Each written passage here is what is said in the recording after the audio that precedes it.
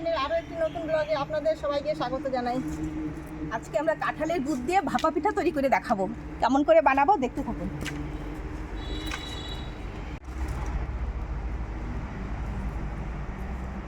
রান্নাঘরে চলে আসছি, এখন আমরা উনুনটা ধরিয়ে নিব।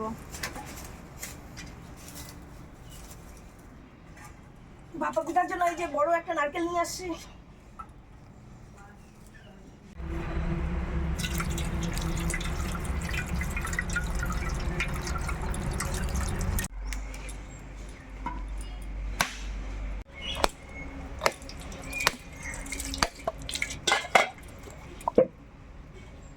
এখন আমি নারকেলটা ভালো করে কুড়িয়ে নিব।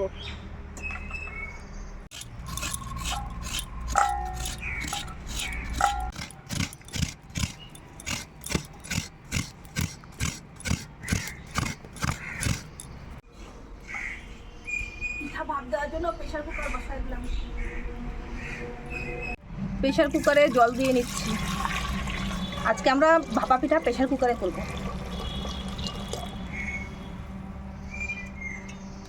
এখন আমি প্রেসার কুকারের ঢাকনাটা লাগিয়ে দেব। আর প্রেসার কুকারের উপরের অংশটা আমি খুলে রেখেছি, এর মধ্যে আমি এই ছেঁকনিটা এটা লাগিয়ে নিব।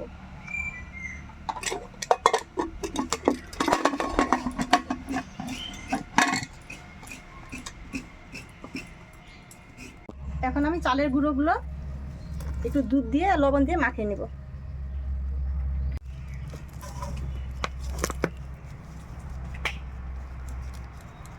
পরিমাণ মতো একটু লবণ দিলাম। মাখানোর জন্য আমি জল ব্যবহার করব না, দুধ দিব। দুধ দিয়ে গুঁড়াটা আমি মাখিয়ে নিব।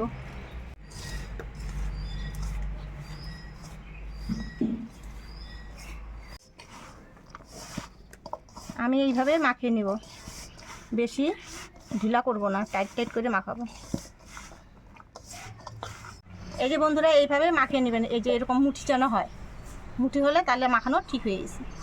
এখন আমি এগুলো চালনি করে নিব। এখন আমি এই চালনিটার মধ্যে এই গুঁড়োগুলো ঢেলে চেলে নিব।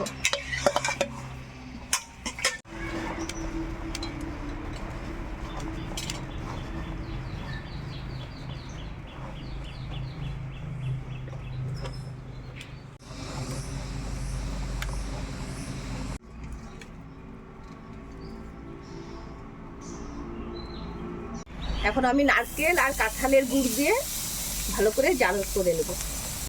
কাঁঠালের গুড় দিয়ে দিচ্ছি। নারকেলটাকে আমি ভালো করে পাক দিয়ে নিব। দেখুন কাঁঠালের গুড়টা বেশ সুন্দর আঠা আঠা হয়ে যাচ্ছে। যেমন গরম তেমন ঠান্ডা হওয়া না? হ্যাঁ, খুব সুন্দর, বেশ সুন্দর গন্ধ বেরোচ্ছে। দেখো খেজুরের গুড়ের মতো গন্ধ। কালারটাও দেখো খেজুরের গুড়ের মতো হয়ে গেছে একদম, কাঁঠালের গুড়ের। নারকেল আর গুড় আমার পাক হয়ে গেছে। দেখুন এরকম পাক দিতে হবে, হয়ে গেছে। এখন আমি এটা নামিয়ে নিই।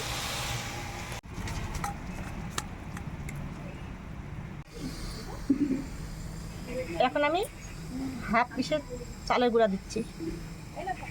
এর উপরে আমি নারকেলের পুরটা দিয়ে দেব। চালের গুঁড়া দিয়ে এই নারকেলটা আমি ঢেকে দেব।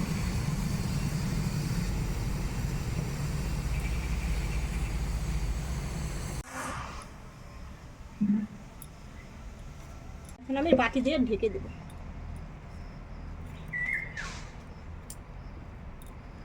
এটা হয়ে গেছে, এখন আমি নামিয়ে নেব।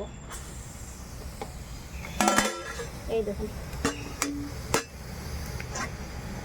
কি সুন্দর।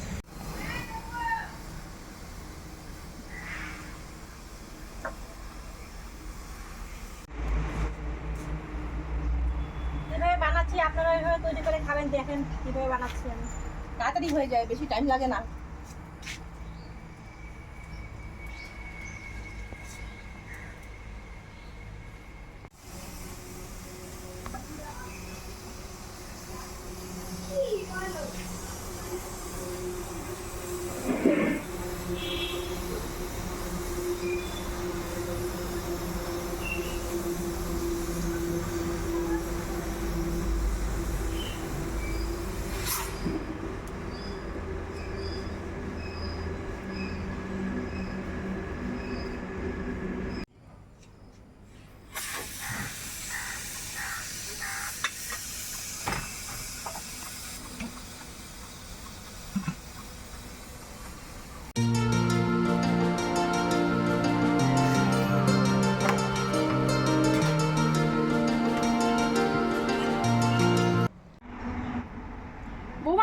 ভাপা পিঠা আমাদের?